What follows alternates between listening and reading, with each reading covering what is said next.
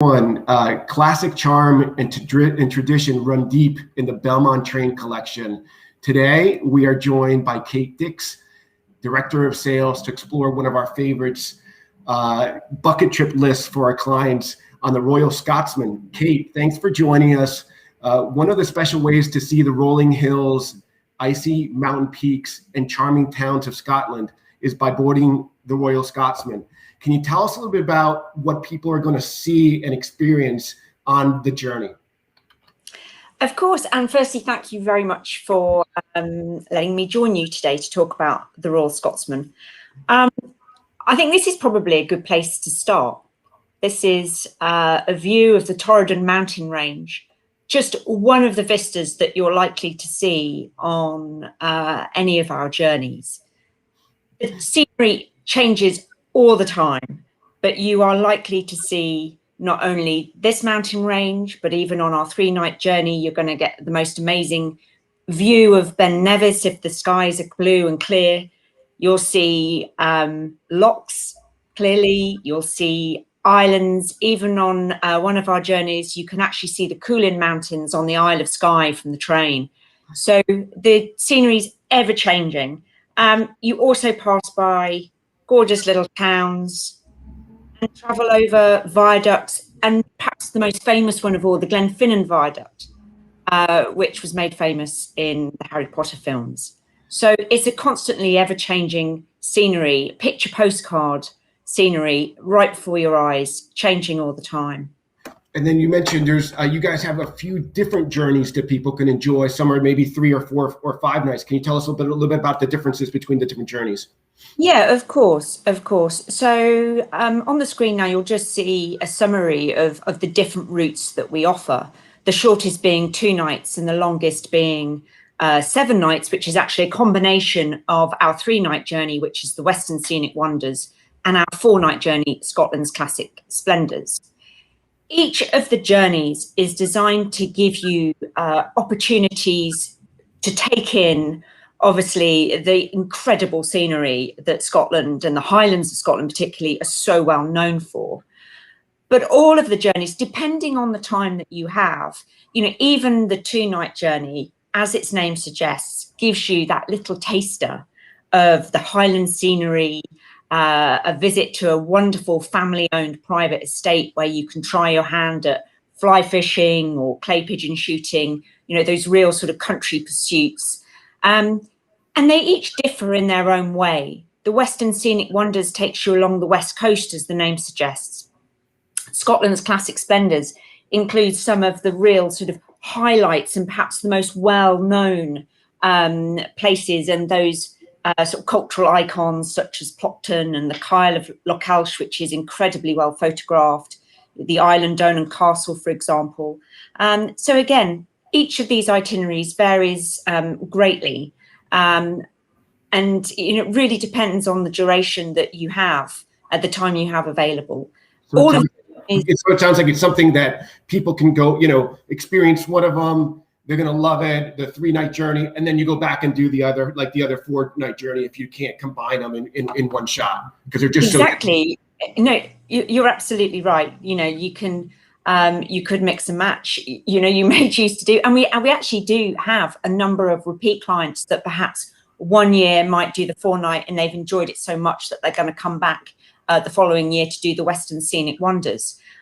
Scotland has so much to offer, and as I say, each of these journeys showcases something different and unique about the Scottish Highlands. And even the time of year is going to be a little bit different, right? If you go, early, late spring, or early summer, or late spring, early summer, and you go back in the fall, you're going to see something completely different, I would imagine. Absolutely. The start of the season, it's not uncommon to see those snow-capped mountain ranges, particularly if it's been a particularly cold winter and into spring. So you're right, it's changing all the time. But there's also, a number of different festivals across all of Scotland throughout the year. Probably one of the most famous would be the Edinburgh Tattoo, for example, which takes place in August. So again, it's always fun to be able to combine a trip on the Royal Scotsman with something that's happening in Scotland, in any part of Scotland, or in Edinburgh, such as the Tattoo, for example. Gotcha. And I think, I think going specifically back into the train, it's such a luxurious experience. And it just starts with this just unbelievable warm welcome as you board the train. Tell us a little bit about the welcome, what people can experience for the cabins, and maybe some of that service when you're on the journey. Yeah, of course. So the whole Royal Scotsman experience starts at the famous Balmoral Hotel in Edinburgh, again, a landmark in itself, really. So check-in is at the Balmoral, and from Balmoral, it's just a few steps down to Waverley Station in Edinburgh, where the gleaming, deep burgundy carriages of the Royal Scotsman are waiting to welcome guests on board. There's something really quite magical about hearing the sound of a Scottish piper who is there to greet passengers as they come down onto platform 2, and you literally follow this piper towards the open doors of Royal Scotsman. You can see there in the background a passenger boarding, and the Scotsman is there, and there's something, I mean, it's magical. Goosebumps sort of, come over you. It's really something very, very special. Once on board, you're shown to your cabin, and then everyone congregates in the observation car for a champagne reception. And off the train goes to the sound of a piper on the platform, and lots of, sort of passengers going about their daily life in Edinburgh and waving as the train departs Edinburgh Station. Well, so I think you said like the goosebump experience. I think we've had clients who have never traveled on train. They join you in Edinburgh and they just become huge train fans, and all of a sudden they just go into the other experiences that you have in your collection or other trains. So it really is that experience that you talk about that just brings people in, and then just when you become that fan, you're just like, all right, now I got to do it again in another place. So it's just it really is an amazing experience that people have there. Absolutely. And I mentioned, that sort of the first time on board where everybody congregates in the observation lounge for a champagne reception as the train departs. And this, for example, is just one of the views from the observation lounge. This is Glenfinnan Viaduct, which I mentioned earlier, which was it's always been a very famous viaduct, but let's just say it's perhaps become even more famous as it's highly featured in the Harry Potter series. But just to give you a little bit of an indication of what you can expect on board in terms of your accommodation, the train has a maximum occupancy of 40 guests. And we have a number of twin bed cabins, and we also have a few double bed cabins too, as well as singles. All of the cabins are en suite. They're decorated very much in the style of a sort of Edwardian country house. And I think that's really the way to kind of get across the atmosphere on board. It's an intimate atmosphere. Obviously 40 guests, it's not that many. And it very much feels like you're on or staying in a small country house, boutique guest house, and you're all there together to celebrate something or celebrate a birthday or an anniversary. And there's this real camaraderie, there's a real sociable spirit on board the train too. Yeah. So the cabins are all very well appointed. You have all of your home comforts, and you very much are treated as if you are staying in a small country guest house on the rails, and the scenery is coming to you. You're not having to head out there to find it. It's ever changing. You've got picture postcard windows where you can really admire those views. This is the observation car though. Yeah, and again, this is where most of your a lot of the day during the day people are going to be in the observation car, and besides the viewing, because I think that's what's amazing. It's only 40 people. It's super exclusive. You have this beautiful observation car, but people are just transfixed with the views. But besides the views, there's some. Tell us a little bit about the daily life on the train as well, because I believe there's different experiences while you're on the train, going from place to place as well. Correct? So absolutely. So all of the itineraries will include experiences and time off the train. Right. So usually on average, you will have around 2 half-day excursions a day. So you'll, even on the 2-night journey, you'll have your 1 full day with 2 different experiences that day, possibly even 3. And the range of experiences is really quite incredible. We always try and include something for everyone. And I think, over the years, we've adapted our itineraries as well to take in the fact that our audience is getting slightly younger. We do have families on board. We have honeymooners. We have people wanting to be a little bit more active. So, for example, a number of different things that you could do off the train. If I focus on just a couple of highlights, maybe, of some of the itineraries. For example, on the Western Scenic Wonders, which is our 3-night journey, we actually offer an incredible trek at Glen Nevis. And on day 2, as I mentioned earlier, with clear skies, you can see the most incredible view of Ben Nevis from the train. So, on the Western Scenic Wonders, you're really getting out and about into this stunning countryside. You also can visit Mount Stuart, which is the most incredible house and gardens. On the 4-night journey, for example, you've got the town of Plockton that you can visit. You've got visit to the Rothy-Mercus estate, which is a fantastic private-owned estate where you get to meet the owners, you get to meet the countess, you get to go behind the scenes, you get to try your hands at a number of different activities. You could either do an estate walk with the estate manager. You might want to try your hand at fly fishing or clay pigeon shooting, which is great fun. And these are really, traditional sort of pursuits, not just in Scotland, but in the UK. And it's wonderful to have that opportunity to try something that perhaps ordinarily you might not put yourself out to do. And so you have this opportunity. And we see kind of like, what's great about all these active adventures is, like you mentioned, it's really pulling, a brand new set of clients toward you, because we are seeing much, a younger set going. We grew up, in casual work experiences, and dressing down, and people just want to be able to enjoy something that's, classic and a little bit more formal. And they go into this train, be able to experience, maybe dressing up at night and what have you, and then going out the next day and really being active is just, what a wonderful combination that you guys, what a great combination of experiences that you've been able to create. And then also, absolutely. And it keeps going on to Belmond and the train. And the food on the train is fantastic. Tell us a little bit about those experiences at night as well, and some of those options that people can experience during the day. Well, obviously during the day you're out and about, you're exploring. You might have played a round of golf, you might have been really active, you might have visited a castle, you might have shot a few clays, in clay pigeon shooting. So you've had this really active day, and you come back, we always have, on all of our itineraries, we will always have one informal evening and alternated with a formal evening, which gives you the chance to dress up if you wish to. We would suggest and really recommend and can help arrange this, that gentlemen don a kilt. It's not uncommon to get dressed up in your kilt for an evening. But really, I think it's sometimes easy to forget that you're on a train when you look at the standard and range of this beautiful, locally sourced cuisine that's coming out of a very small kitchen.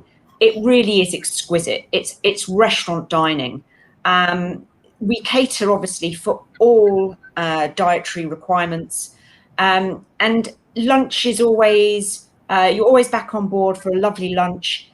You're always then enjoying a 3-course evening meal. You're never going to go hungry. All the food is included. You've also got an afternoon tea on board as well. And I think it's worth pointing out that all of your meals, all of your beverages are included on board. Yeah. And we have a fantastic team. We have a wonderful whiskey connoisseur on board as well.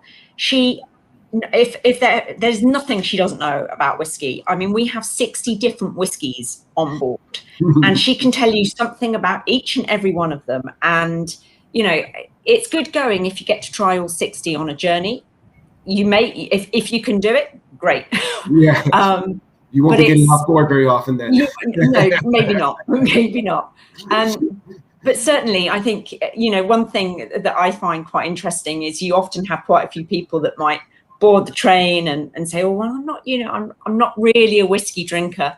And I can assure you by the end of it, she'll have found a whiskey that you'll like, because we've got 60, and obviously there's far more than that exist. But she'll be able to find a whiskey that suits your palate and your taste. You know, it's funny, a question that that people always ask is, you know, is the train moving mostly at night? I mean, obviously during the day because there's a lot of vistas, but tell us a bit about this. Does a train move at night sometimes to get you to the next location, or is it mostly during the day and you're stationary at night? Tell us a bit about how the train moves.